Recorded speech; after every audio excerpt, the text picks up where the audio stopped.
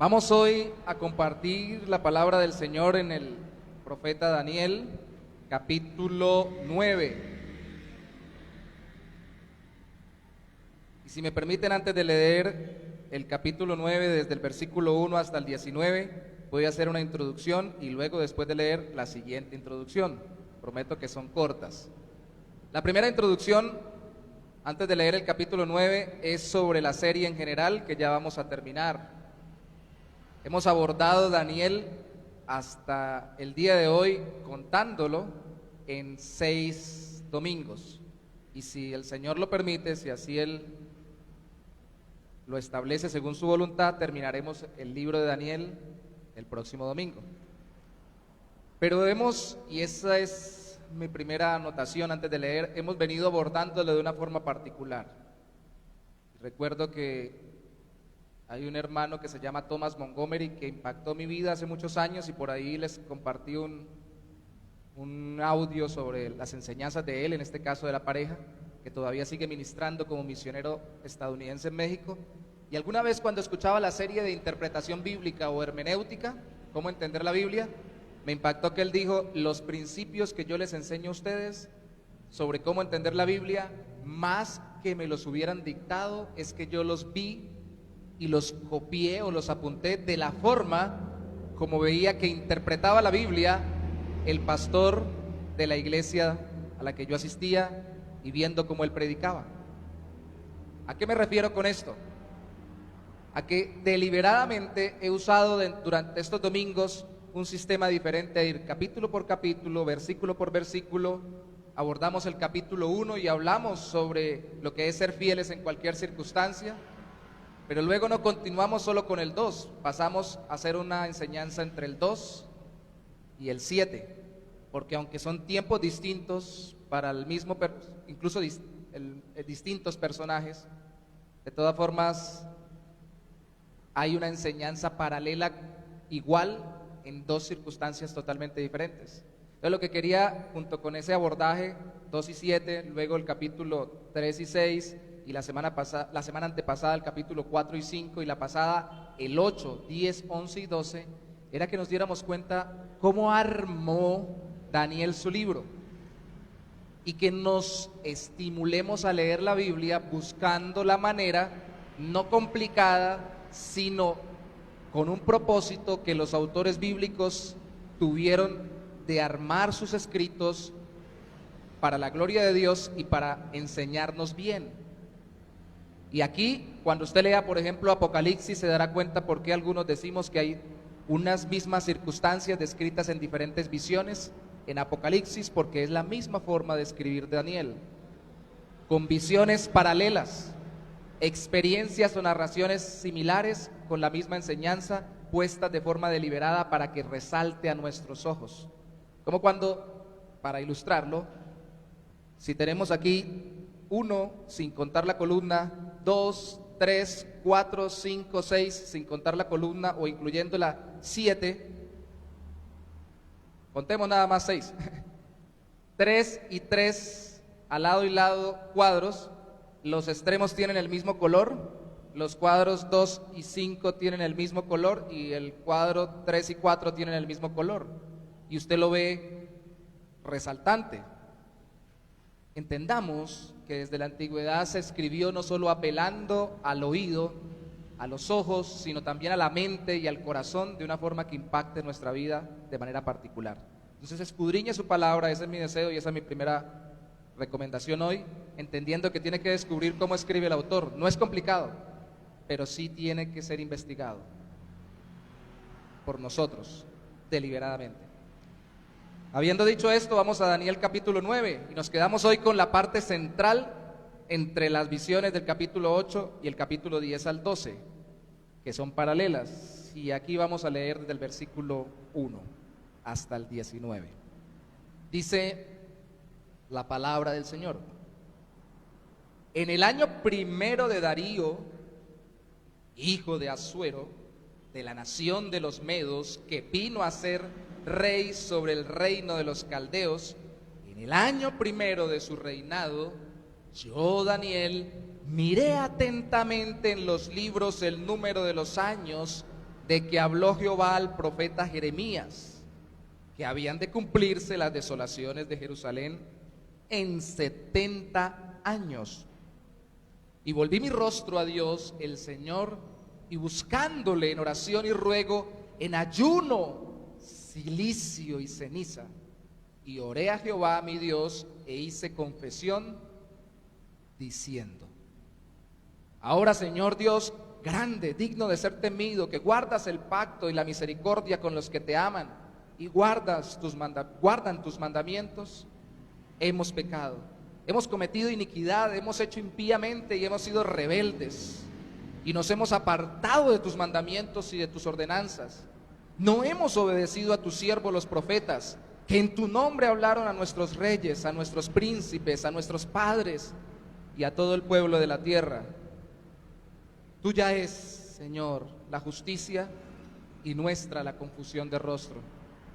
Como en el día de hoy, lleva todo hombre de Judá, los moradores de Jerusalén y todo Israel, los de cerca y los de lejos, en todas las tierras a donde los has echado a causa de su rebelión con que se rebelaron contra ti.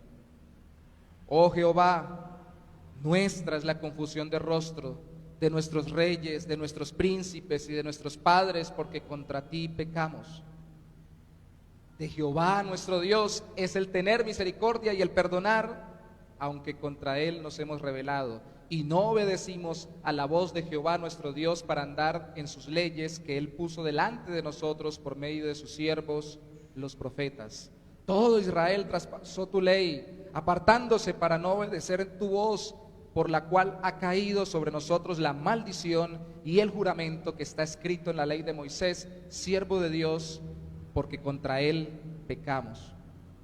Y Él ha cumplido la palabra que habló contra nosotros y contra nuestros jefes que nos gobernaron, trayendo sobre nosotros tan grande mal, pues nunca fue hecho debajo del cielo nada semejante a lo que se ha hecho contra Jerusalén.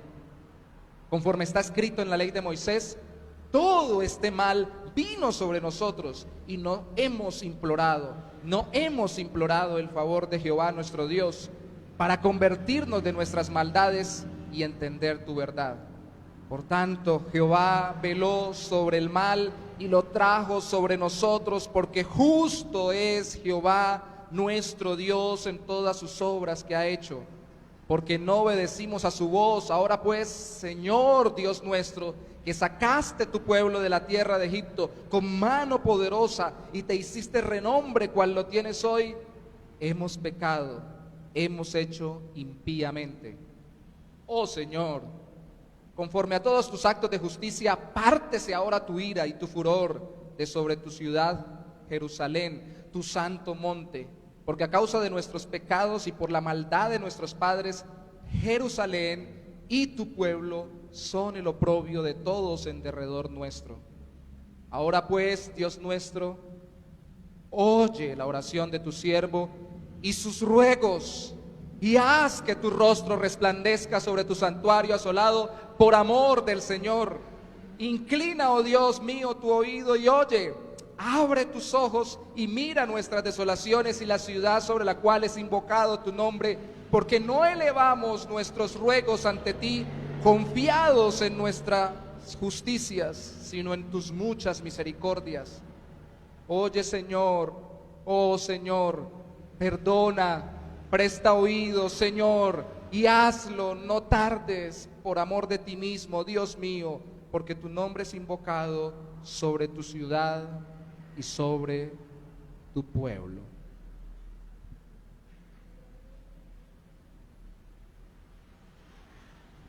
Comencemos diciendo que tanto hablar de un problema no sirve de nada si no se ora a Dios por ese problema.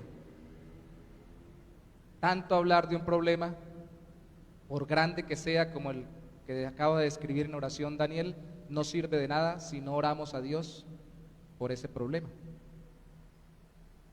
Y tanto hablar de tener que orar por el problema tampoco sirve si realmente no nos ponemos a orar.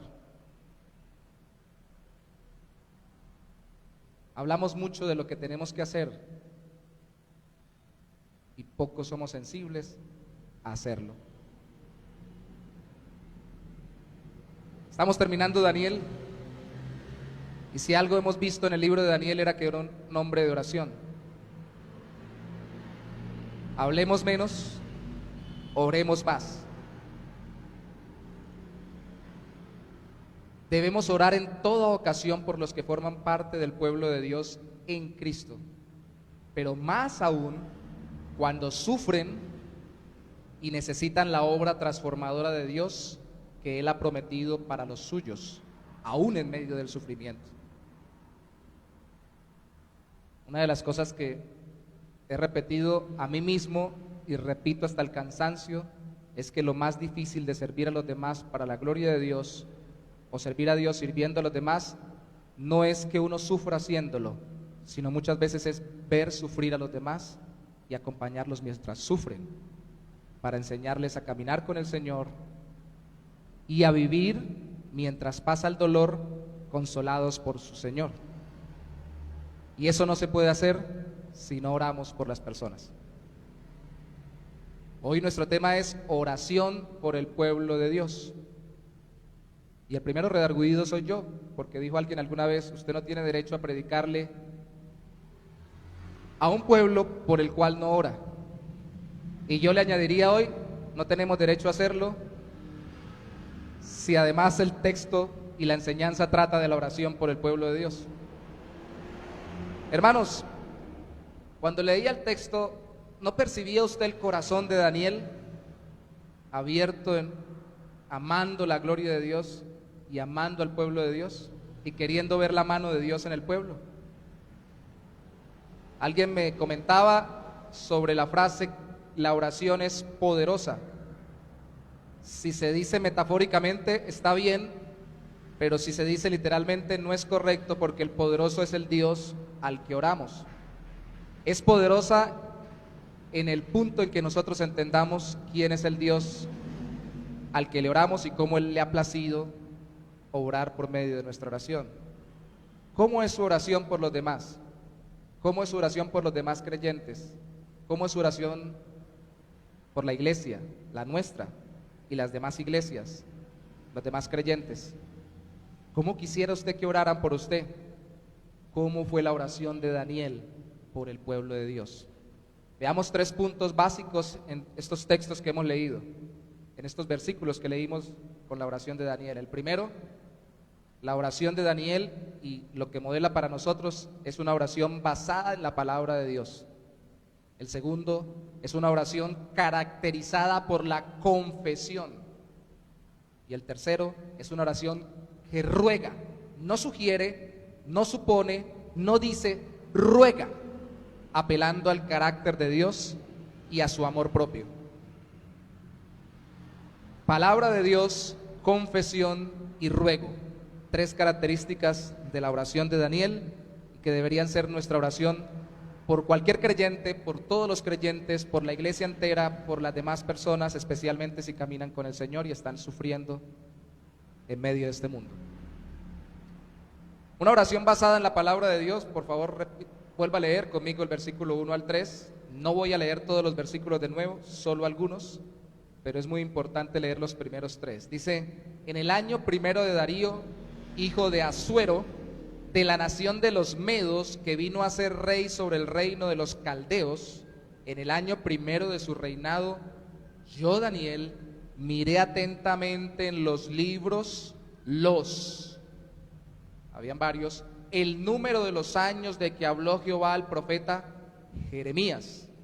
Tal vez eran varias copias de lo que tenemos hoy como el libro de Jeremías, o eran varias partes que luego terminaron unidas en el libro que conocemos de Jeremías.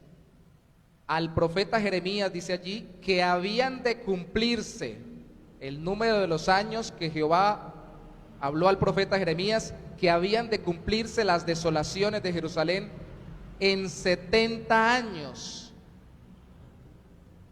Y yo sé que usted debe entender el contexto, pero ¿qué hizo Daniel? Versículo 3, tan pronto leyó esto, volví mi rostro a Dios el Señor, buscándole en oración y ruego, en ayuno, cilicio y ceniza. Vamos a leer lo que leyó Daniel. Rápidamente vamos a Jeremías, sin perder Daniel, capítulo 25.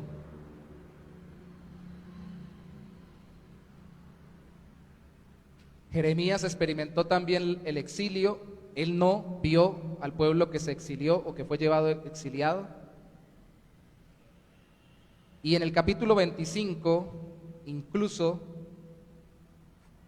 está narrando lo que sucedió y cómo Dios habló a través de él en el mismo año en que Nabucodonosor entró, que fue el año en que Dios permitió que Nabucodonosor se llevara a Daniel, al profeta que estamos leyendo, siendo un adolescente. Capítulo 25, versículo 11 y 12. Dice, toda esta tierra, está profetizando, toda la tierra de Jerusalén y de Palestina a manos de los judíos, será puesta en ruinas y en espanto, y servirán estas naciones al rey de Babilonia 70 años. Y cuando sean cumplidos los 70 años, castigaré al rey de Babilonia y a aquella nación por su maldad, ha dicho Jehová, y a la tierra de los caldeos, y la convertiré en desiertos para siempre. Los que quieren hilar delgado dicen, esto no se cumplió, porque Nabucodonosor fue el primero de los reyes bajo los cuales estuvo Daniel, ya exiliado, y él se murió y todavía no habían cumplido los 70 años. Pues aquí está hablando desde un castigo para su generación o para su reinado y para esa tierra que luego estaría bajo otro reino, bajo el reino de los medopersas.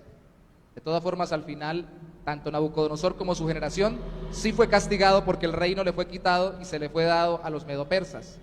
Pero luego, con los medopersas, cuando ya castiga a Dios a los babilonios, se da la autorización para que regresen los judíos 70 años después de haber sido exiliados. Esto es lo que está leyendo Daniel. Y Daniel está viendo que se está cumpliendo el tiempo.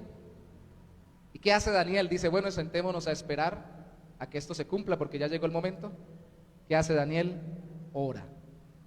Aún que nosotros conociéramos de parte del Señor algo que específicamente va a suceder sobre nuestra vida para fecha, día, hora, mes, año, aún minutos y segundos, nuestro trabajo no es esperar pasivamente, sino siendo diligentes en lo que Dios nos mandó a hacer. Primero, obedientes, dando testimonio de Él, y segundo, orando al Señor por el cumplimiento de lo que Él ha dicho. Esto es lo que estaba haciendo Daniel, orando. La palabra de Dios que revela la razón del trato de Dios. ¿Por qué estaban pasando sufrimiento? Porque Dios había tratado a este pueblo con un exilio. Lo vimos en la primera enseñanza de la serie. Dios amenazó continuamente con sacarlos de su tierra y llevárselos, y ellos seguían pecando.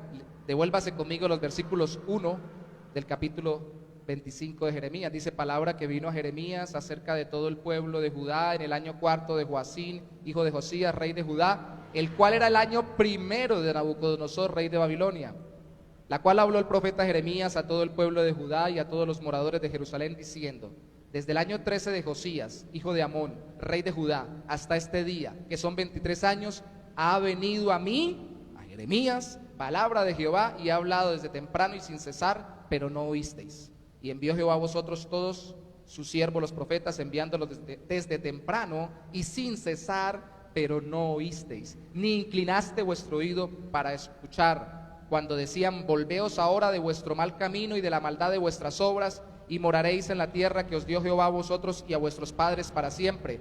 Y no vayáis en pos de dioses ajenos, sirviéndoles y adorándoles, ni me provoquéis a ira con la obra de vuestras manos, y no os haré mal. Pero no me habéis oído, dice Jehová, para provocarme a ira con la obra de vuestras manos, con ídolos, para mal vuestro. Por tanto, así ha dicho Jehová de los ejércitos, por cuanto no habéis oído mis palabras.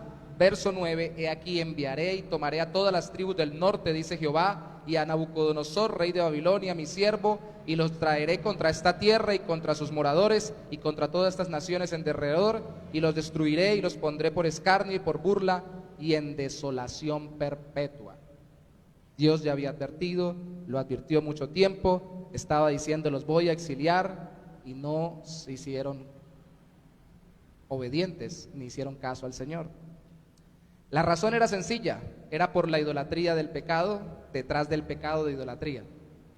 Eso suena raro, pero quiero explicarlo. La idolatría del pecado está detrás de todo pecado de idolatría. Cuando yo pongo a alguien por encima de Dios, que es idolatría, me está mostrando que el pecado funciona así, de manera idólatra. La raíz del pecado es poner a alguien distinto a Dios en mi corazón como el centro de mi motivación y de mi vida. Eso es todo.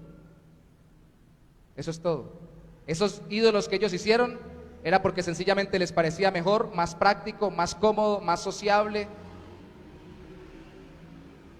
más de moda que hacer la voluntad de Dios y obedecer al Señor. ¿No es así por lo cual nosotros terminamos también pecando? Detrás del pecado hay una idolatría, incluso detrás del pecado de idolatría o de tener estatuas. Usted no las tiene, pero cuando peca hay un ídolo que gobierna su corazón. Esto es una lucha de amores, dijo alguna vez un predicador.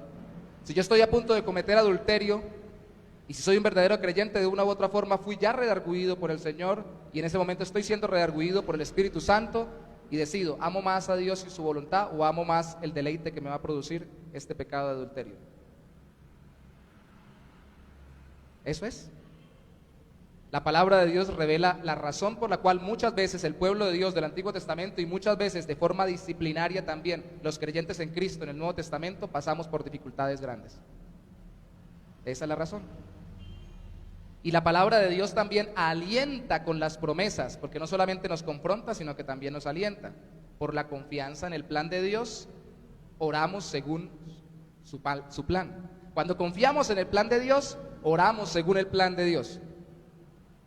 Pero cuando no confiamos en el plan de Dios, eso sería una incredulidad, aún los creyentes, suena raro, sino que confiamos en nuestros propios planes, entonces no oramos conforme al plan de Dios.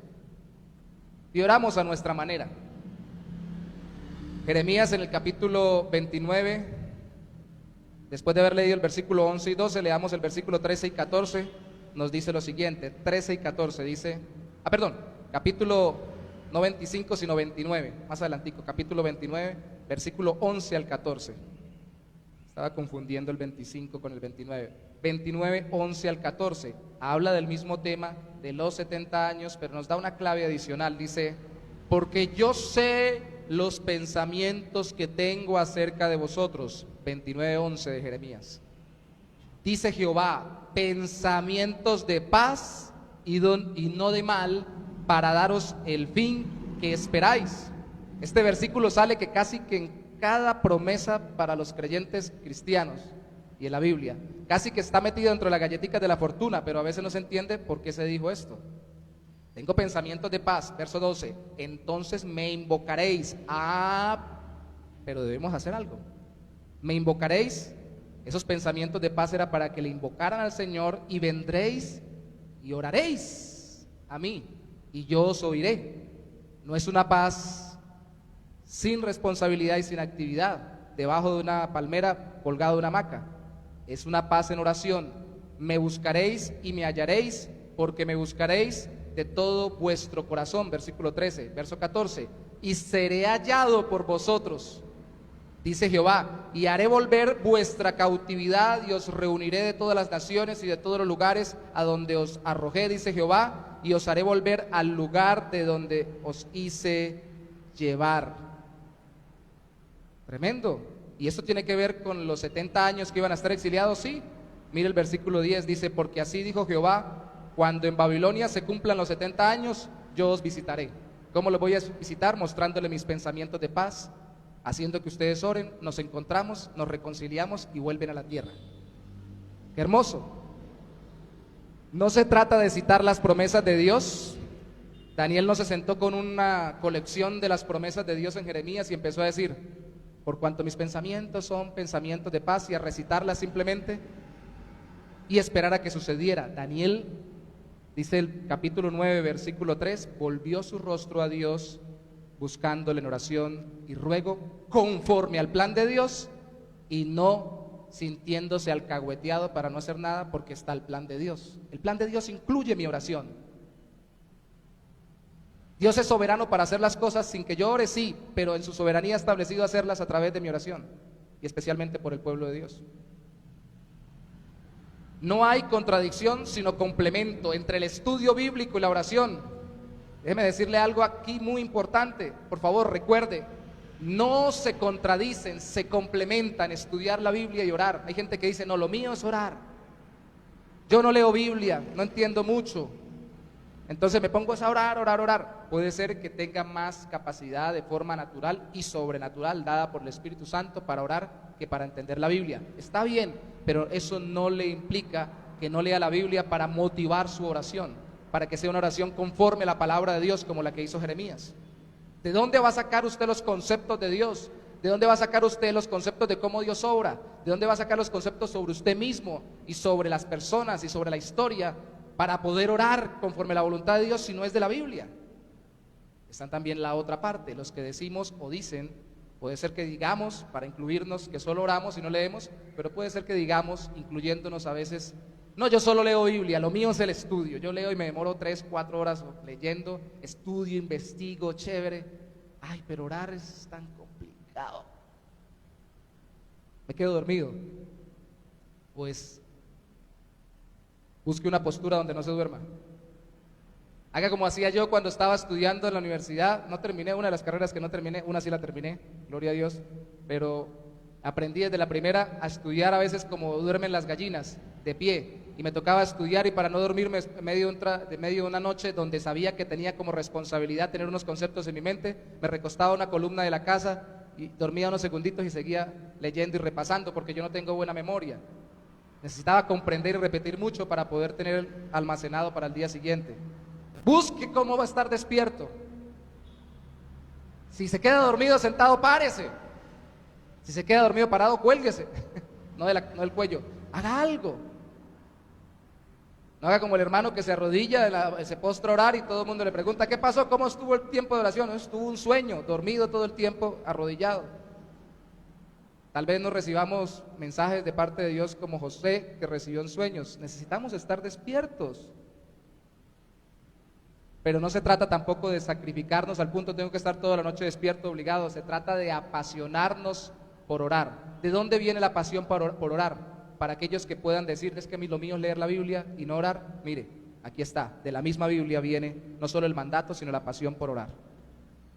Mire usted a Daniel, mire las visiones de Daniel, mire las explicaciones de Daniel, mire las revelaciones en Daniel y dígame que él decía, no, yo ya tengo revelaciones muchas que Dios cumpla y yo no oro. No hay contradicción. La oración debe ser basada en la palabra de Dios y especialmente cuando oramos por el pueblo de Dios, la oración debe estar caracterizada por la confesión. De los versículos 4 al 15, que ya leí toda la oración, no lo voy a repetir, se nos enseñan dos tipos de confesión. Pero mire por favor conmigo, versículo 4, después de decir que volvió su rostro, oró, hizo ayuno en el versículo 3, Daniel en el capítulo 9, versículo 4 dice, y oré a Jehová mi Dios e hice confesión. Nos falta mucha más confesión en la oración. ¿Qué es eso? Confesión positiva, no está pasando nada malo, no está pasando nada malo. No, eso no es eso. Dos cosas hace Daniel que deben caracterizar nuestra vida como creyentes, pero sobre todo nuestra oración. Y como dijo alguien alguna vez, cuando oímos a alguien orar, oímos qué cree de Dios y qué cree de sí mismo.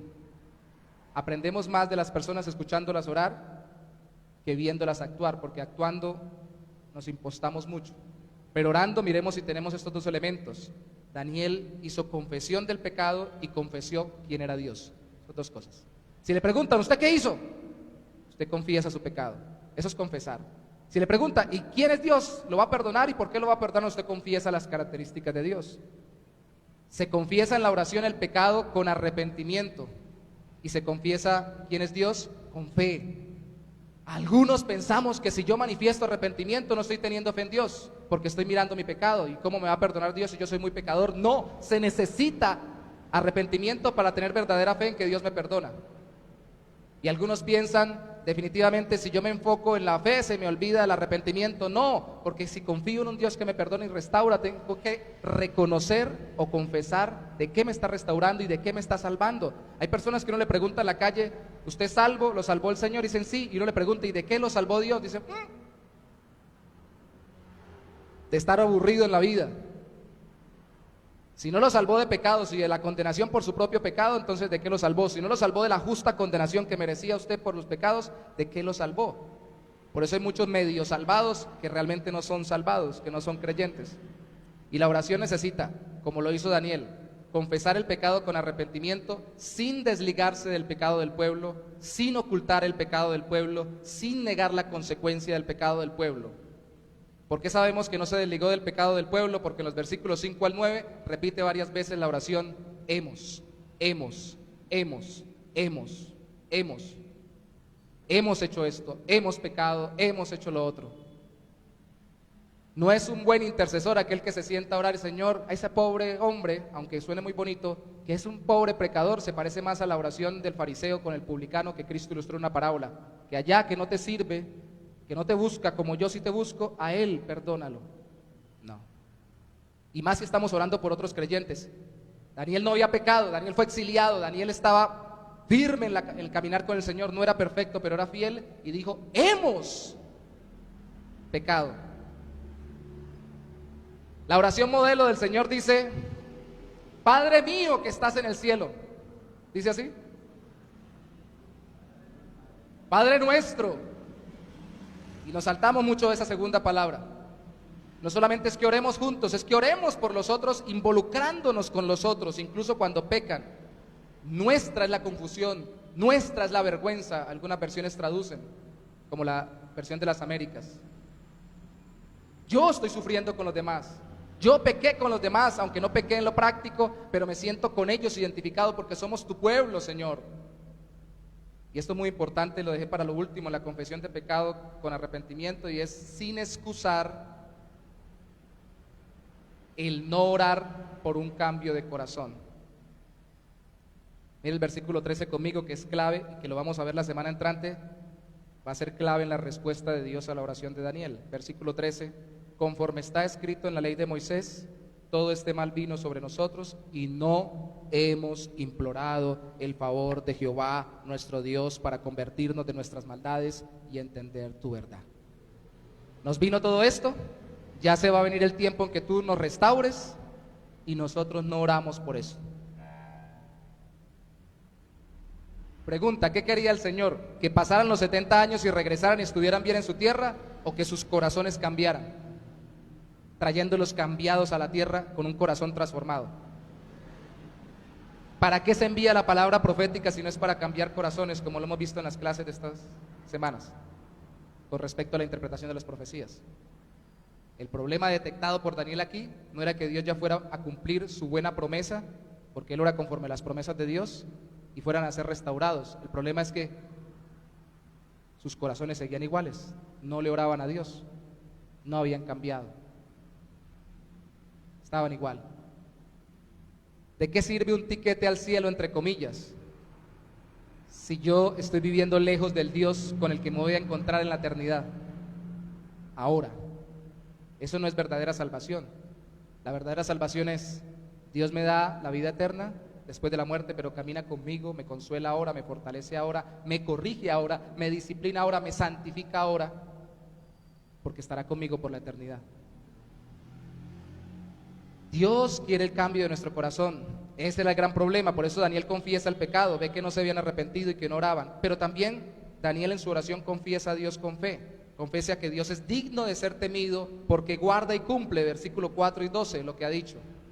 Y confiesa dos características muy importantes: que Él es justo y Él es misericordioso. En el capítulo 9, versículo 7 y versículo 13 dice que Dios es justo en todas sus obras, especialmente y de forma literal en el versículo 13. ¿Y de qué sirve que Dios sea justo si nosotros hemos pecado? Bueno, porque Dios es justo, y como se comprometió con ellos y se había comprometido que si se arrepentían Él los perdonaba, iba a obrar justamente según su palabra. Ahí está lo bueno de que Dios sea justo. ¿De qué sirve que Dios sea justo si yo soy pecador? Bueno, porque Dios se ha comprometido con su justicia a tal punto de que si yo tengo a alguien que pague por mis pecados, entonces yo soy perdonado completamente. ¿Quién es ese alguien? Entonces sirve que Dios sea justo, porque es tan justo como tan misericordioso. Y tan justo es que descargó su justa condenación sobre Cristo para que yo no solamente sea llevado a la eternidad, sino que ahora camine con Él en amistad, compañerismo y como un hijo de Dios. Es justo. Y cuando oro, está bien que Dios sea justo. Tengo que ser reverente y temer. Poco se habla del temor de Dios, pero es un temor reverente porque Dios es digno de temer, porque realmente nos debía condenar, pero al mismo tiempo es un Dios que se ha comprometido y justamente según su compromiso nos responde. El compromiso para con nosotros es por la obra de Cristo. Es por eso que decimos en el nombre de Jesús cuando oramos, no simplemente por decir en el nombre de Jesús, sino porque está comprometido. Alguna vez un predicador decía, eso es como cuando va mi hijo y dice algo en una tienda, por favor me fía, vengo en nombre de mi papá. Le creen porque es mi hijo y dicen, viene el nombre del papá. Hay una relación y el compromiso mío es responder por lo que pida mi hijo. De eso se trata. Dios es justo de responder con su compromiso. No excusó Daniel el cambio de corazón, la falta de cambio de corazón, pero sí se aferró a la justicia y también a la misericordia de Dios, porque versículo 9, por favor léalo conmigo, es muy importante verlo acá, es hermoso este versículo, dice, de Jehová nuestro Dios es el tener misericordia y el perdonar, aunque contra él nos hemos rebelado. De Dios es perdonar. ¿Quién perdona como el Señor? ¿Quién nos ha perdonado como Dios? Entonces él confiesa a Dios como justo y misericordioso, digno de ser temido, tiene fe y no solamente tiene arrepentimiento, confiesa usted, es la pregunta ahora, a Cristo como objeto continuo de su fe cuando está orando a Dios. Voy a citar rápidamente Hebreos, si desea no lo busque, yo lo leo, pero está en Hebreos capítulo 12, versículo 2, dice, puesto los ojos en Jesús, el autor y consumador de la fe. Así es que se debe vivir, y es lo que le estaba pidiendo el autor de los Hebreos a los receptores de su carta, para que no abandonaran el caminar con Dios. ¿Por qué se aleja la gente de su caminar con Dios? Porque empieza a mirarse a sí mismo y a las circunstancias y no mira a Jesús. ¿Y qué es lo que más tengo que hacer cuando estoy orando? Mirar al Señor. Me miro a mí mismo en mi pecado, pero miro al Señor en fe. Si no miro al Señor, en mi oración no confieso a Cristo. Hay muchas cosas que quisiera que tocáramos, pero solamente déjeme decirle algo que va a encontrar también en los Salmos, y es el hecho de que a veces en la oración pareciera que hiciéramos una proclamación al estilo de las proclamaciones positivistas que se nos han metido de la nueva era en las iglesias cristianas, pero es porque sencillamente a nosotros también se nos hace fácil en la forma como hablamos, cuando hablamos con una persona, déjeme poner un ejemplo, de decir como si estuviéramos hablándole a otro. Por ejemplo, le estoy hablando a Marcos, diciéndole, Marcos, usted me puede hacer el favor, le ruego que me colabore con esto. Y mientras estoy hablando con él y pidiéndole, digo, es que hoy está el día tan difícil, terrible la situación en este tiempo, pero por favor colabóreme con esto que está pasando por esta situación. No le hablé a él directamente, hablé sobre la situación. Así conversamos. Pues así también a veces son las oraciones. Y así parece que también a veces habla Daniel. Entonces a veces sencillamente dice directamente, Señor, tú eres misericordioso, para que usted lo lleve a la práctica, por favor, en oración. Cristo, te estoy mirando a ti, pero en algún momento usted simplemente puede decirle, Señor, te pido por esto, te ruego por esto, Cristo vino por mí, y lo dice como si estuviera diciéndolo al aire o a todo mundo y no directamente a Dios. No hay problema, no hay problema, y cita versículos bíblicos, no hay problema, puede hacerlo porque así conversamos. Usted está diciéndole, Señor, te ruego por esta persona, te pido por esta persona. Cristo es verdadero Redentor, Él es verdadero Salvador, y lo lanza sin decirle, Señor, tú sabes que Cristo es verdadero Salvador. Lo puedo decir como si lo estuviéramos diciendo al aire, porque así hablamos, y no hay problema con eso, lo va a ver en los Salmos. Así también oramos. ¿Me explico? ¿Sí me doy a entender? ¿O no? En la oración no solo se confiesa, no solo se basa en la palabra de Dios, sino que se ruega. Y allí vamos aterrizando en la parte final de nuestro mensaje. ¿Cómo sabe usted que una persona quiere algo?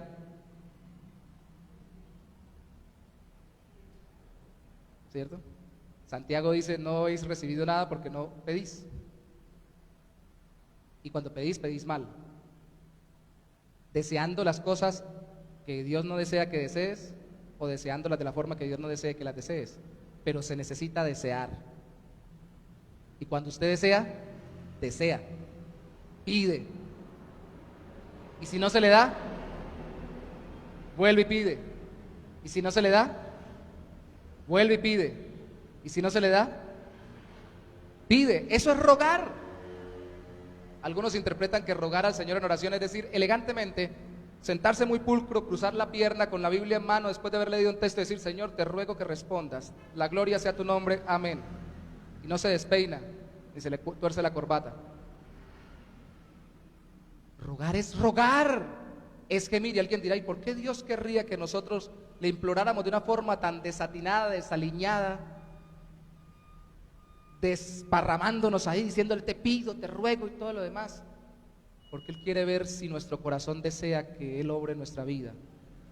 Él sabe qué tiene que hacer en nosotros, Él sabe qué quiere de nosotros. Y escuche, recuerde lo que vimos hoy. Lo primero que quiere de nosotros cuando oramos por los demás es que nosotros roguemos para que nuestro corazón se parezca más al de Él, deseando que su voluntad sea sobre la vida de los creyentes, de la iglesia, así como sobre nuestra propia vida. Rogar, desear. Dijo alguna vez un buen hombre de Dios, hay oraciones que lo que piden, cuando piden, es no ser escuchadas, porque piden con esa desconfianza, esa frialdad. Imagínese que alguien llega a pedirle a usted un favor y le dice, yo sé que usted es el que tiene el dinero, la capacidad, la oportunidad, los recursos, las influencias para ayudarme con este favor. Por favor, colabóreme. Rápido, le ruego, por favor. Incluso incluye la palabra le ruego. ¿Usted piensa que está rogando, que de verdad lo desea? Si usted quiere, colabóreme. Y algunos metemos el hecho bíblico de que debemos pedir conforme a la voluntad de Dios y decir, si Dios quiere, y le decimos, Señor, si es tu voluntad, pero lo decimos hasta despectivamente. Podemos utilizar verdades bíblicas para orar mal. Y una de las cosas que Dios quiere que entendamos, así nos equivoquemos mucho, porque nos equivocamos mucho, tanto orando como hablando como predicando. Y dígamelo a mí, que cada rato me miro cuando termino las predicaciones. El asunto no es orar perfectamente, el asunto es que el corazón se derrame delante de Dios y ruegue, para que aprendamos a afinar nuestro corazón con los deseos de Dios. Pero oh sorpresa, mire, yo sé, somos una iglesia bautista. Yo sé, por lo general las iglesias bautistas tienen más énfasis, incluso de diferentes tendencias, en la enseñanza tienen más énfasis que en otras partes del culto. Yo sé que podemos terminar un culto bautista sin despeinarnos ni un poquito, totalmente bien acomodados, yo sé. Usted va a otros cultos de otras iglesias y denominaciones y usted no sale, llega de una forma y sale de otra. Una vez dijo un hermano que mandó una muchacha a la vigilia, dijo, la mandé en el campo, estábamos en una parte rural allá en San Antonio, Ureña, a San Antonio, dijo, la mandé por allá al campo a una vigilia y cuando regresó tenía las cotizas rotas. Se las acababa de comprar, y es que porque el Señor la agarró y hizo una cantidad de cosas con ella. Yo sé que hay extremos de extremos. Y se puso a brincar que porque el Espíritu Santo la había agarrado y bajo esa excusa rompió las cotizas y todo lo demás, yo sé, pero por no caer en ese extremo, caemos muchas veces en la indiferencia, en la forma como oramos. Y si alguien ruega con deseos, con anhelos, con ánimo, con entusiasmo, con pasión, uno como que dice, bueno, está raro, ¿por qué ora con tanto ánimo? Así esté orando por la conversión de un alma, por la sanidad de un cuerpo, por un favor que queremos de Dios, tenemos que hacerlo con pasión. ¿Qué más si estamos orando por el pueblo de Dios que está sufriendo, aunque sea consecuencia de su propio pecado, como lo estaba haciendo Daniel? Yo no me imagino a Daniel aquí bien impostado y diciendo, y perdóneme porque no pude y no podré tal vez reflejar todo lo que había en su corazón cuando lo estaba leyendo la oración, pero yo no me lo imagino diciendo, inclina, oh Dios mío, tu oído y oye, abre tus ojos, Señor, y mira nuestras desolaciones. Tú sabes que te pedimos con mucho ánimo, mucho denuedo, mira para acá. Yo no me lo imagino de esa manera. Yo me lo imagino botado delante del Señor. Yo no quisiera decirles que tienen que orar de una forma específica, pero sí quisiera decirle algo en el nombre del Señor por la palabra de Dios y me lo repito a mí mismo. Si no somos capaces ni de cambiar de postura para poder orar con entusiasmo, no estamos deseando lo que estamos pidiendo a Dios. Yo sé que se puede orar recostado en la cama, yo lo he hecho. Y algunas veces los ojos se me han abierto y me he quedado mirando al techo y orando al Señor y no, nada de sueño ha venido a mí. Pero por lo general, si usted no se levanta ni de la cama y ora recostado y bien acomodado, así no se duerma, usted No quiere ni moverse. Y Señor, tan rico que es la vida en la cama. Te ruego mucho que nos ayudes a movernos, a movilizarnos a los pueblos, a las naciones. Y no se para uno ni de la cama para orar. Y me lo estoy diciendo a mí mismo antes de decírselo a usted, mis hermanos, porque a mí me encanta la cama. Tenemos que movernos, tenemos que rogar, tenemos que suplicar. Es por eso que esa costumbre antigua de doblar rodillas es muy buena. No la hemos exigido acá, pero el que quiera puede llegar a doblar rodillas cuando viene a orar. Y si estamos orando y quiere postrarse, póstrese. Si quiere tirarse, tírese, con tal de que no le tumbe la silla al otro, no tumbe a otro, hágalo. Pero trate de meterse, no solo en la oración grupal, sino especialmente en la oración personal, sobre todo si está intercediendo por la obra de Dios y por el pueblo de Dios. Casi yo podría sentir, para que no me llamen de falsa revelación, cuando alguien puede estar orando por mí. Ha habido tiempos específicos en que el Señor me ha permitido percibir a mí en mi corazón: están orando por ti. No es una voz audible, no es nada raro, sencillamente convencidos, están orando por mí. ¿Cómo hace falta que oren por nosotros? Yo no quiero que nadie ore por mí. Allá oramos por Yorley, Señor, mira a ver. Ese hombre. Tú sabes. ¿Cómo oraría usted por un hijo enfermo? ¿Por una esposa herida? ¿Cómo oraría usted por un padre moribundo? Usted no se inclinaría y lo vería ir muriendo y diría: Señor, haz algo, si quieres, sánalo, es tu voluntad, amén. Nos hace falta más fervor, más ruego, más súplica, apelando a la justicia y a la misericordia de Dios, que ya vimos que Daniel confesaba. A ambas cosas apeló. Justicia, ya lo explicamos, para cumplir su prometida restauración con la misericordia que nos da en Cristo, y apelando al amor del Señor por sí mismo y su gloria. En el versículo 17 y el 19 habla del amor al Señor y el amor a tu nombre, el amor intratrinitario que contesta en nombre de Cristo. En Juan 14:13, Cristo dijo que le pidiéramos al Padre en su nombre y Él nos respondería, al Padre. Pero en el 15:16 habla de que el mismo Jesús nos respondería. En una parte dice que responde el Padre, en otra parte dice que responde el Hijo. Es un misterio para nosotros la Trinidad, un solo Dios, tres personas distintas, pero sí se aman. Y el asunto es este: si yo le pido en el nombre de Jesús, no le pido simplemente porque conozca, como enseñan los judaizantes, o culturas o iglesias con diferentes posturas no correctas de interpretación bíblica, porque sepa las formas de decir el nombre exactamente, las letras en el hebreo, y diga Yeshua o Yeshua o lo que sea. No, es porque invoque a Dios en el nombre de su Hijo, porque Él conoce a su Hijo y porque su Hijo me ha salvado a mí, lo conozco y he entregado mi vida, y Él por amor a su Hijo me contesta. Es por amor. Aquí Daniel no entendía esto de la Trinidad, apenas dice por amor al Señor. ¿A quién ama más a Dios que a sí mismo? Porque no hay nadie más digno de amor que Él. Y por eso algunos han dicho la razón de la Trinidad, desde la eternidad, algo que no comprendemos, pero Dios en sí mismo ha generado eternamente un amor intratrinitario entre Padre, Hijo y Espíritu Santo. Y todo lo que pidamos en el nombre del Padre, en el nombre del Hijo, el Padre lo concederá por medio del Espíritu Santo. Hay un amor desbordado allí. Dios se ama más a Él mismo de lo que lo ama a usted. Y entonces, cuando usted pide por el pueblo de Dios, tiene que saber que Él responderá, porque lo que ama más es su propia gloria en su propio pueblo. No es porque seamos muy simpáticos, no es porque nos vaya bien y cantemos bonito, que no lo hacemos, o prediquemos bonito, o seamos muy buenas personas cuando estamos viviendo nuestros trabajos, familias y todo lo demás. No, es porque Dios ama glorificarse en nosotros, y por eso ama responder las oraciones que se invocan por amor a Él. Señor, si tú me amas, respóndame. No, Señor, por amor de tu nombre, dice Daniel. No le dice: Señor, si tú me amas un poquito, aunque sea, así como las escenas esas melancólicas y un poco salidas de tono de las películas románticas. ¿Me amas? Si me amas, llámame, contéstame. No, Señor, yo sé que me amas por amor de tu nombre, de tu gloria, que tú seas conocido a través de mi vida, de tu pueblo. Señor, por amor a ti mismo, responde por lo que tú más amas, que es glorificarte en las vidas, que es mostrarte y obrar en los corazones. Por eso te pido por tu pueblo, orando individualmente por un creyente que ha caído, orando individualmente por un hermano que parece enfriarse, orando grupalmente por una iglesia que parece salirse del carril, orando por familias enteras que ya parece que no van a buscar más al Señor. Orando por ellos debemos, Señor, decirle: Señor, por amor de tu nombre, por amor de tu nombre, ore por el pueblo de Dios.